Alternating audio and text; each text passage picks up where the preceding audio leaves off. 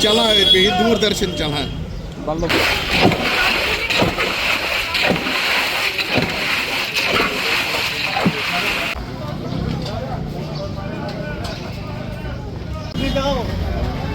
बुलाया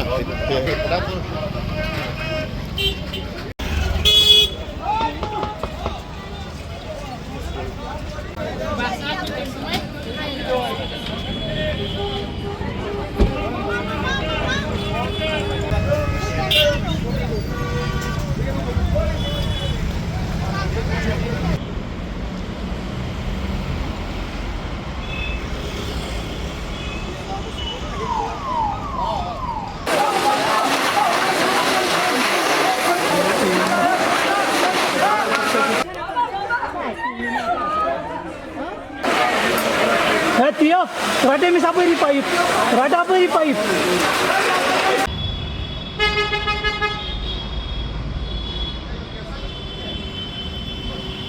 जैसा आप जानते हैं कि अभी हीट वेव चल रहा है, समर सीज़न, जिसमें आप जानते हैं कि हमारे जो फॉरेस्ट एरियाज़ है, खासकर उनमें फायर इंसिडेंट होने का खतरा है। उसके साथ साथ हमारे जो लोकल प्रैक्टिसेस रहती है, हमें जो प्रिवेंटिव मेजर्स जो हमें फॉलो करने चाहिए, उसके साथ जो डूज एंड डोंट्स है वो हमने कल इशू किया है। लोगों से उम्मीद की जाती है जितने भी डूज एंड डोंट्स हमने कल in the form of advisory issue किए वो उनको इम्प्लीमेंट करेंगे। इस सीज़न में चूँकि जो फायर लोड होता है ज़्यादा जम्मू डिवीज़न में देखा जाता है, 80% of the fire incident Jammu division में होते हैं, जबकि 20% फायर इंसिडेंट्स कश्मीर डिवीज़न में होते हैं।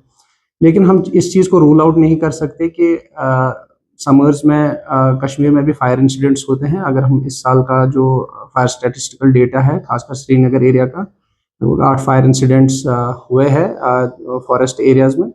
और लोगों से ये अपील की जाती है, खासकर जितने भी जैसे ट्रैकर्स वगैरह जाते हैं फॉरेस्ट एरियाज़ में, और जब ऐसे वो प्रिवेंटिव मेजर्स फॉलो नहीं करते हैं, खासकर वो हीटिंग के लिए लकड़ी वगैरह जलाते हैं या वहाँ पे सिगरेट वगैरह जलाते हैं, बारबेक्यूज के लिए वो आग वगैरह जलाते हैं, तो कई बार वो उसको अनअटेंडेड छोड़ते हैं और जिसकी वजह से ऐसे फॉरेस्ट फायर्स हो जाते हैं। तो लोगों से वहाँ रिक्वेस्ट की जाती है जब भी आप ऐसी जगहों पे जाएं, ट्रैकिंग करने जाएं, तो आप प्रिवेंटिव मेजर्स पे काफ़ी फोकस करें।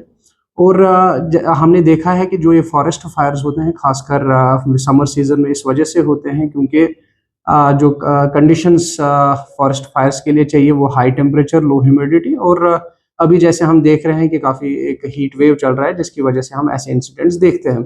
और खासकर जो हाउस होल्ड में जैसे हमारी जो औरतें काम करती हैं, खासकर वहाँ पे उनको वेंटिलेशन का खास ध्यान देने की ज़रूरत है। जो हमारे इलेक्ट्रिकल वायर्स वगैरह हैं, हमें उनका इलेक्ट्रिकल ऑडिट करने की ज़रूरत है। और जब भी हम घर से बाहर जाएं, अपने जो मेन स्विच है उसको टर्न ऑफ करें। और जितनी भी बाकी एडवाइजरीज में जो हमने डूज एंड डोंट्स इशू किए हुए हैं, लोगों से उम्मीद की जाती है वो उनको इम्प्लीमेंट करेंगे। देखिए, कुकिंग के लिए कुछ चीज़ों का काफ़ी ध्यान देना होता है, क्योंकि जब हम कुकिंग करते हैं तो अगर हमने अपने डोर्स विंडोज़ बंद किए हों, हमने वेंटिलेशन का ध्यान नहीं रखा हो, तो उसकी वजह से भी जो टेम्परेचर्स इनसाइड द किचन वो बढ़ जाते हैं और जिसकी वजह से जो प्रोबेबिलिटीज़ ऑफ फायर है वो इंक्रीज़ हो जाती है। इसके साथ साथ जो हम एलपीजी सिलेंडर्स का इस्तेमाल करते हैं, हम बार बार लोगों से यही रिक्वेस्ट करते हैं कि आप एलपीजी सिलेंडर्स के लिए जो आजकल सेफ प्रैक्टिस है, हम सिलेंडर्स को बाहर रखते हैं और जो पाइपिंग है वो इंट्रोड्यूस करते हैं किचन एरियाज में। दैट्स अ सेफ प्रैक्टिस, क्योंकि अगर हम घर के अंदर एलपीजी सिलेंडर स्टोर करते हैं, अगर कहीं भी थोड़ा सा भी लीकेज होता है तो ये सारा एलपीजी जो है एक रूम के अंदर एक्यूमुलेट होता है। और हमने काफ़ी ऐसे फायर इंसिडेंट्स भी देखे हैं जहाँ पे ये चार्ज जब एक्यूमुलेट होता है उसकी वजह से क्लाउड एक्सप्लोजन होने का भी खतरा है। लाल बाजार में एक फायर इंसिडेंट हुआ था जहाँ पे एक महिला की जान गई थी और बाकी सारे जख्मी हुए थे। ये काफ़ी डेंजरस चीज़ है। तो इसके लिए भी जैसे मैंने कहा कि हमें ओपन में अपने सिलेंडर्स को रखना होता है, ताकि अगर वहाँ पे लीकेज भी हो तो वो जो आउटसाइड जो हमारा एयर है उसमें डिफ्यूज़ हो जाता है और ऐसी रिस्क जो है वो कम हो जाती है।